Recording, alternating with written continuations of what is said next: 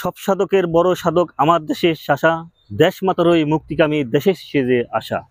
ঠিক আমরা এক বড় সাধকের কাছে চলে আসলাম, সফল সাধক, যিনি ইতিমধ্যে ব্যাপক ফলন পালিয়ে এবং ব্যাপক সাড়া পেয়েছেন। যে আমাদের উপজেলার এক কৃষি কর্মকর্তার অফিসারের মাধ্যমে উনি যেই এই রঙিন ফুলকপির চাষাবাদ শুরু করে উনি এখন সফলতার মুখ দেখছেন। আসসালামু আলাইকুম দর্শক, আজ আপনাদেরকে দেখাবো একটি ব্যতিক্রমী ভিডিও। যে ভিডিওতে চলে আসলাম সীতাকুণ্ড উপজেলার একটি সফল কৃষকের কাছে, যিনি 2022 সালে প্রথম এই রঙিন ফুলকপির চাষ শুরু করছেন উপজেলার পরামর্শের মাধ্যমে। এখন প্রায় উনি যখন উপজেলার মাধ্যমে নতুন ফুলকপি চাষ করে দেখছেন যে ভালো ফলন পাইছেন, দ্বিতীয়বারও ঠিকই এই বছর 2023-24 উনি আইসা আরও ভালো করে এই ফুলকপি চাষের উদ্যোগ নিছেন।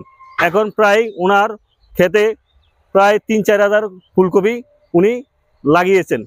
এখন ওনার এই ফুলকপির যে রহস্য, কিভাবে কি করলেন, উনি কি করলে একটা কৃষক ভালো ফুলকপি ফলন করতে পারে এবং উৎপাদন করতে পারে, এই বিষয়ে জাহাঙ্গীর ভাইয়ের সাথে কথা বলবো। জাহাঙ্গীর ভাই, আপনার প্রথম এই ফুলকপি চাষ করার জন্য কে পরামর্শ দিছিল? এই হলুদ ফুলকপিটা আমাকে উপজেলা কর্মকর্তা হাবিবুর রহমান, জি, উনি আমাকে চারা দিছিল প্রথমে। আচ্ছা, 1000 চারা দিছিল। চারাগুলি উনি বাইরে থেকে আনছিল, কিন্তু চারাগুলি এখানে নষ্ট হওয়াতে এই 100-300 ছিল জি গত বছর।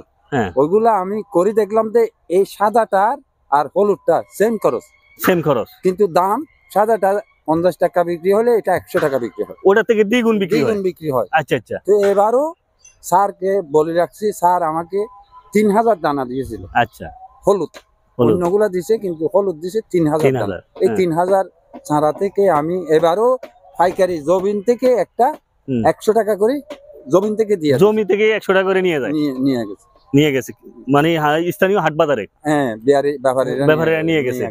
এখন আপনার কি চিন্তা ভাবনা, কি ভবিষ্যতে কি করা? ভবিষ্যতে বীজ যদি আরো বেশি পাই তাহলে 5000 10,000, আমি তো অন্য 30-40 হাজার। জাহাঙ্গীর ভাই, এই ফুলকপিটা সাধারণ ফুলকপির চেয়ে স্বাদটা কিরকম? এটা সাদা ফুলকপি আর এটা হলো হলুদ রঙিন ফুলকপি। এটার স্বাদের এটার সাথে বেশ কম আছে। এটা রান্না করলে কালার হবে হলুদ, ওইটা রান্না করলে সাদা হয় না, কিন্তু এমনি স্বাভাবিক তরকারি যেরকম হয় একটু রং পরিবর্তন হয়, এরকম হয়। যে এটা কিন্তু তরকারি হলুদ, দেখতেও হলুদ, রান্না করলেও হলুদ। আচ্ছা। আর এটাতে আমাকে স্যারে বলছে এটাতে ক্যান্সার, হার্টের বিভিন্ন পুষ্টি উপাদান এখানে এই কপিতে আছে। উনি সাদা ফুলকপির সাথে রঙিন ফুলকপির পুষ্টি গুণাগুণ বেশি স্যার বলছে। ডাক্তার আনছিল উনি, উপজেলা ডাক্তার। আচ্ছা আচ্ছা। স্বাস্থ্য কমপ্লেক্সের ডাক্তারও বলছে মাইকে। আচ্ছা আচ্ছা। এখানে একটা মাঠ দিবস হয়েছিল, ডাক্তার সাহেব ওই কথা বলছে যে ওইটার চেয়ে এটাতে গুণাগুণ বেশি, পুষ্টি গুণাগুণ বেশি। ক্যান্সার, হার্টের এইভাবে বলছে। আমি তো ভুলে গেছি, যা বলছে আমি তা আপনাদেরকে জানাইলাম আর কি। আচ্ছা। এখন আপনার এই জমিতে এই ফুলকপি চাষ করে মোটামুটি কিরকম প্রফিট? না, আমার মোটামুটি এবছর তো সাদাটাও তো পয়সা পাইছি, এটা তো পাইছি। আচ্ছা, খরচ তো একই, কিন্তু এটা বেশি, এটাতে দ্বিগুণ দাম না। জি, আমি যদি এটা বিক্রি করতেছি 40 টাকা পিস জমিনে, 50 টাকা পিস, আর এটা বিক্রি করলাম 100 টাকা পিস, তাহলে পয়সা ডবল আসছে। আপনি এই সাদা আর রঙিন ফুলকপি ছাড়াও আর কি কি আপনি চাষাবাদ করেন? আর টমেটো করি, টমেটো বাগান আছে এখানে, আছে আরো আছে। তারপরে শালকুমও করেন না? শালকুম করি অল্প অল্প। আচ্ছা আচ্ছা, শালকুম করেন। তো আপনি এই চারাগুলো আপনি কিভাবে লাগান? চারাগুলো তো আমি এই উপজেলা অফিসার আমাকে একটা নতুন ভাবে পদ্ধতি দিছে। এটা উনি সহযোগিতা করে গড়টা দিছে আমাকে, পলিথিন দিয়ে করছি, গ্রিন হাউস বলে। ওটাতে ট্রের মধ্যে চারা করি। চারা আমি নিজেও লাগাই, আবার বাইরেও বিক্রি করি। আপনি চারা লাগাইতে যে জৈব সারটা ব্যবহার করা হয়, হ্যাঁ। এটা কিভাবে জৈব সারটা তৈরি এটা করেন? এখানে দুইটা জিনিস, একটা হলো কুকুডাস, একটা হলো টাইকো কম্পোস্ট, শুধু এই দুইটা, আর আচ্ছা, কিছু আচ্ছা। না।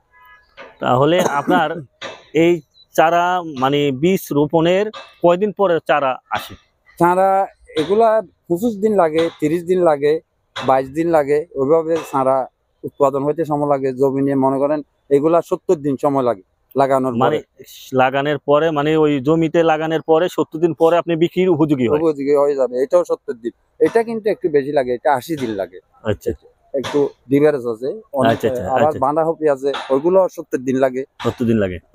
তো এতে আপনার মোটামুটি এখন আলাদা খুব ভালো আছেন। না, ভালো আছি, অনেক ভালো আছি। তাহলে আপনার সামনের দিনগুলোতে আপনার চিন্তা ভাবনা আছে এই ধরনের ফুলকপি অবশ্যই লাগানোর?